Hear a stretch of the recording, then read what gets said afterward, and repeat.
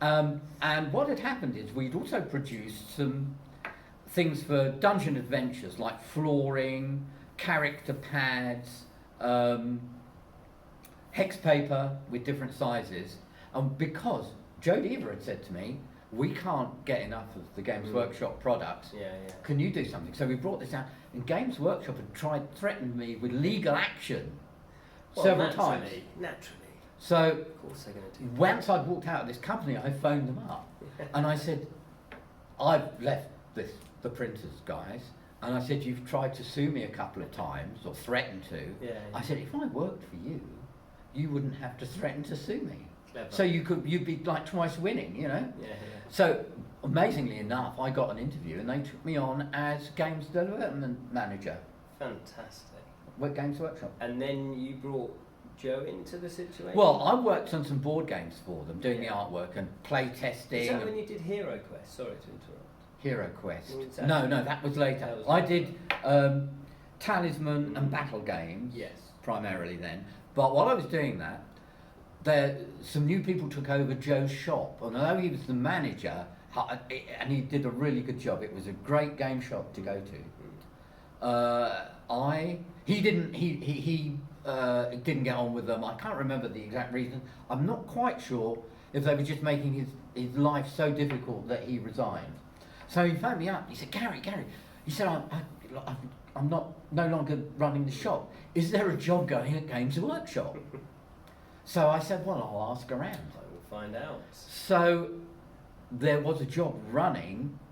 There were offices at the top where we all worked, and there were accounts and things like that. And underneath that was a huge warehouse space, and it was really a bit chaotic. And they wanted a new person in to run that. Joe got the job. I mentioned it. He came along for an interview, and he got the job there. So we were working together in separate parts of the building, but we'd come together for things like play testing on Friday of these games and various other things. But we played games together in our spare time with a group of other people who've got involved in role playing and role playing books, like John Sutherland. There was I'm trying to think. Tim Hall was another guy. He's written war games rules. Was it Robert Harris? He designed Talisman. Yeah. So he was. I never met him. You never met him. The game had arrived, and we just play tested it and tweaked it, and then I drew it. But the original board was very flat. It was like a sketch map with 3 or 4 areas that you play through. Looking down on it from above, there were penciled in little round huts for a village, little fluffy balls for trees, you know. And I said, you don't think this is a bit boring, really? The game's great, because we all love playing it. And eventually I came up with the idea of turning the landscape on its side, so it was like a cutout that had been stood up.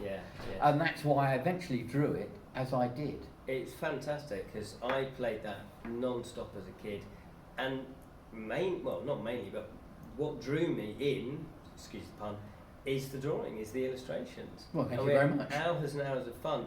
And I actually remember a teacher, I did RE for GCSE, and a teacher, it was like a summer project, design a board game but based on the Bible, and I re-skinned Talisman.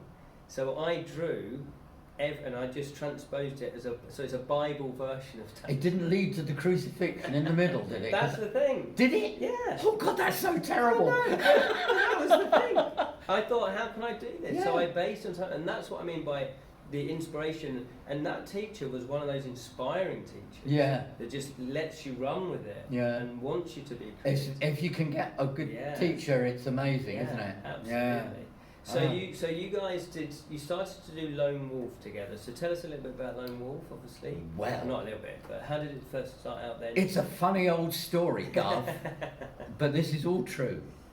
What happened was, there's Joe working away down in this warehouse. There's me. I've done Talisman, and it starts selling a bomb. It really was selling a bomb. And I was doing battle cars next. While this was all going on, Livingston and Jackson had diversified. They'd written the Wizard of Firetop Mountain, Warlock of Firetop Mountain. Sorry about that. And they were getting on with more work for the publishers and trying to run the business of Games Workshop at the same time, and that was booming. So they didn't have enough time for the both. So they called me into the office one day, and Joe, and they said, would you like to, Joe, write the adventures for future ones, and Gary, would you like to do the illustrations? So we looked at each other and looked at them, and they said, we will give you a 1% royalty. So we knew it was a goer, that as an idea, like the game books, we knew they were doing well out of it. So we said, well, we'll think it over. So I think we went on our lunch break and we said, 1% each. Oh God, it's not a lot. I mean, we would have been quite a lot. Yes. But it's not, that wouldn't be, if you'd gone to a different publisher, that wouldn't have been a standard offer. No. So I said, look, Joe, I said, if you're good enough to write an adventure and I'm good enough to illustrate it, why don't we just do our own? So we did, and that became Lone Wolf. But we did. He actually borrowed my house while I was on holiday. I think it was about 2 weeks. I was in Lowestoft with our first child and my wife. So you were sort of late 20s at that point? Both of you, if you can remember. I can't remember now. I was born in 1952, so I would have been about 32, 31. Yeah. And anyway, Joe, because the house was empty and he knew it would be quiet, he went and lived in my house while I was away, and he typed up the first part of Lone Wolf. I came back and I read this section of it, and I said, right, because of my doing freelance illustration, I know how you present things to publishers. So, although I shouldn't possibly say this, while we were working for Games Workshop, we used their typesetter to set quite a big section of Lone Wolf and finished copy, and we used their darkroom to do photographic versions of my illustrations, and we made up 3 or 4 sample pages which we sent along, double page spreads with, I think, the first third of the book that Joe had done, or it might have been a little bit less, something like that, to, I don't know, 6 or 8 publishers across London. And luckily they all went crazy for it. Brilliant. But they had got our contact address as Games Workshop.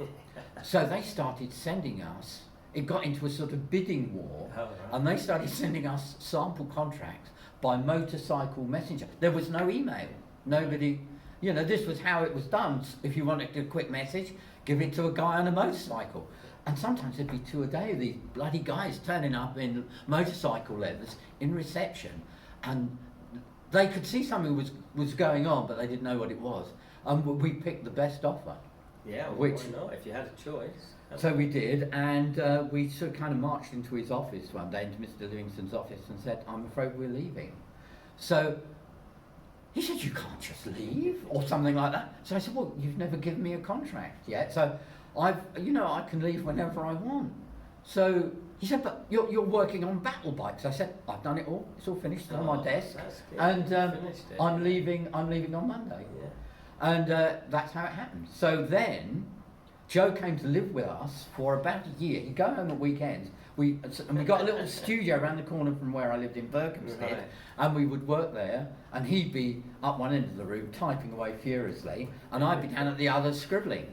That's fantastic. And I guess presumably because you were in the same space, you could start riffing off of each other with ideas and... Yeah, I did put ideas into it. I put in some names. I remember I came up with the idea of this wizard's flying ship. We wanted somebody who could move about quickly. So I came up with the idea of a flying ship. But I must admit, it was Joe who did the text. It wasn't me writing it. No. But sometimes I would come up with an idea. I'd say, how about a guy who's a bit like this? Yeah, I like that. Or he'd say, what do you think of doing an illustration of this bit? And I said, yeah, that's a really good idea. We had to spread them out relatively evenly throughout the book, but that's how that came about. And so you have some of are these original illustrations? Not from the original Lone Wolves. I've brought illustrations that I've done for other things that I've done, and Lone Wolf projects for other people. Right, I see. So this is the RPG then? Well, shall I hold this up here? here? Why not? Right, this is the kind of latest incarnation of Lone Wolf, which was done for a Swedish edition of the games. So I took the first cover, which is Lone Wolf in the forest with a sword looking moody, and dead Giax around his feet. And I did a kind of a modern version, a bit in a French comic book style cover idea, styling, and that's what we came up with. That's gorgeous, yeah. That's a great idea, because obviously you're taking the classic Lone Wolf illustration that anyone that's into the series will instantly recognise that first book cover, and then just modified it slightly. Well, we in the original, of course, the top half of his face is in shadow, but we did that deliberately. We thought that a reader, because his face was a bit obscured, would say, "Wow, I could be Lone Wolf. I could, that could be me under that hood." Yeah. But I mean, this has been so long now. This is read by adults and everything else that I kind of thought, well, I couldn't do a carbon copy. No. So I did that. The one next to him is this is a Canadian author who's written about a womankind called Autumn Snow. Fantastic.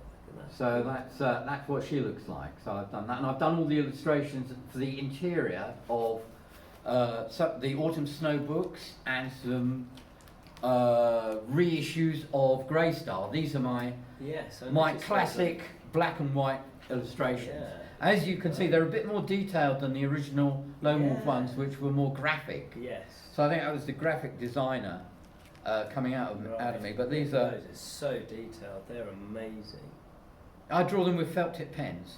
Right. Which I used to use ordinary drawing pens, but now I do them with felt tips. So those are with felt tips. Yeah, I have like 3 or 4 felt tip pens of different sizes. Yeah, I was going to say. And I use thick pens for the thick lines. Yeah. And I keep pens that are half worn out to give me fainter lines. Yes, I do that. And I come up with this. And I've got gradually more and more detail into my drawings over the years. I kind of got influenced by Albrecht Dürer, not his drawings, but his engraving. So I draw in a style a bit like an old engraving now. Yeah. But I've actually been asking fans today of Lone Wolf, even though that's not quite the style of the original Lone Wolf books, do you think it's as recognisable as Gary Chalk? And they all say yes. Yeah. Oh, absolutely. So this is the brief for that. The page says there's a village square with a guillotine in it. So I thought, who else would be in there? Yeah. And I've done a recumbent old drunk there, sleeping it off, who looks strangely similar to me. But that was more by accident than design. So is that kind of how it would work? Because Joe obviously would be describing scenes, but then he allowed you enough freedom for you to feel like you'd put Usually, I mean, we might say, well, I think, you might say, well, I think he ought to be like heavier than that, or I had to change a dwarf's teeth once, I remember. But it's not, no, that worked quite well, really.